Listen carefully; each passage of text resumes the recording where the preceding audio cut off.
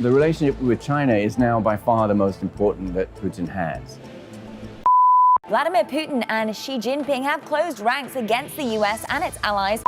Russian President Vladimir Putin, he reached Beijing this morning and he got a grand welcome. China is Russia's largest trading partner, made up about 20% of total imports back last year. The last time Vladimir Putin, Russia's president, set foot on Chinese soil, he departed with an assurance of an all-encompassing partnership from President Xi Jinping. However, less than a month later, he launched the controversial invasion of Ukraine. Fast forward to today, Putin returns to Beijing, but in a diminished state, seeking both economic support from China and a way out of his self-inflicted political isolation.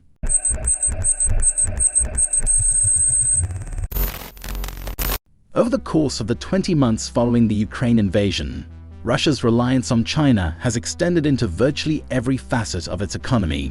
With Western nations cutting trade ties, China's exports to Russia have surged by an astounding 57% this year.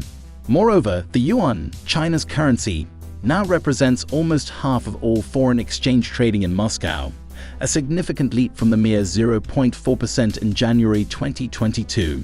China has now emerged as the single largest importer of fossil fuels from Russia, with coal shipments more than doubling since 2020.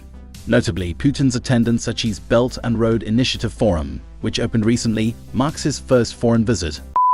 The International Criminal Court issued an arrest warrant against him in March. And since then, Putin has either skipped events or attended them virtually. He's not left Russia. Apart from trips to former Soviet states, since the International Criminal Court issued an arrest warrant against him in March for alleged war crimes in Ukraine. This visit holds paramount importance for Russia, as it aims to solidify critical economic support and exert pressure on Beijing to finalize agreements concerning a new gas pipeline. In the 10 years from 2013 to the present, President Putin and I have met 42 times, building a good working relationship and a strong friendship. On the flip side, Xi Jinping is seeking a reliable Russia to play a vital role in realizing his vision of an alternative world order, one rooted in age-old mutual distrust of the West, especially the United States. Additionally, he is keen to fortify China's position regarding Taiwan, which Beijing views as a breakaway province, but one that the US has pledged to support. In this context, Putin's role is integral. Indeed, if China were ever to contemplate invading Taiwan, a scenario that currently appears improbable, Russia could be indispensable in ensuring the supply of food and fuel and potentially providing political cover at the United Nations Security Council. So many vitally important issues have been addressed during the meetings. The Ukrainian conflict, as he said, economy, trade, energy. He praised Beijing's, of course, proposals for a peaceful settlement. Challenges for Xi. Xi's concerns extend to domestic matters, particularly an economic slowdown that poses the risk of triggering further social unrest. On the international front, there have been significant developments, including the US tightening export restrictions on advanced technology, the EU scrutinizing China's electric vehicle subsidies, and several Asian neighbors increasing their military expenditures in response to growing tensions over Taiwan. China is hosting the third Belt and Road Forum. On the face of it, it's a forum to discuss the Belt and Road Initiative, Beijing's debt-laden plan to restart the old Silk Route. The growth in bilateral trade with Russia stands out as a rare positive note for China, especially as its policymakers strive to jumpstart economic growth in an otherwise sluggish economy.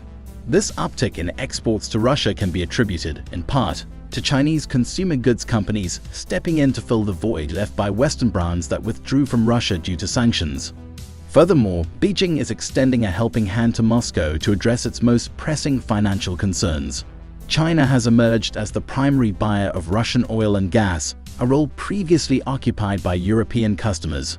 It's also crucial to highlight Beijing's strategy in obtaining more favorable terms in the proposed natural gas pipeline.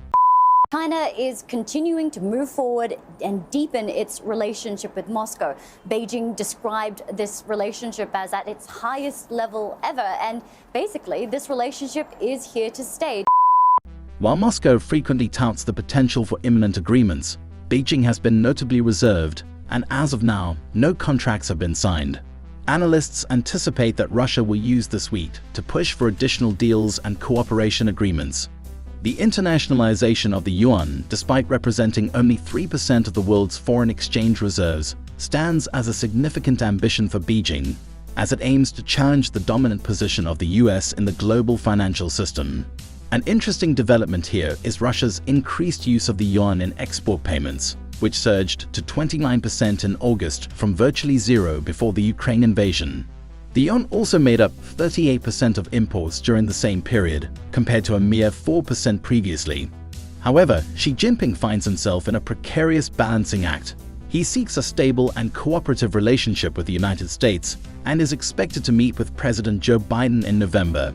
However, his reluctance to explicitly condemn Russian invasion of Ukraine has undermined China's claim to neutrality and amplified skepticism among some G7 nations regarding China's 12-point peace proposal to resolve the Ukraine crisis. China already provides Russia with an economic lifeline. Adding military aid to the mix would hardly fit with President Xi's peacemaking credentials, or with the narrative that he shares with Russia that it is the flow of Western weapons that are fueling this conflict. The relationship between Russia and China is a complex one, characterized by mutual dependence in the face of Western sanctions.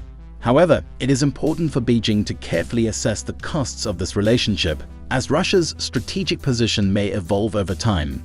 This geopolitical interplay remains a crucial and evolving chapter in the world's political landscape, and its implications are both broad and far-reaching. Don't forget to like, subscribe, share for more updates.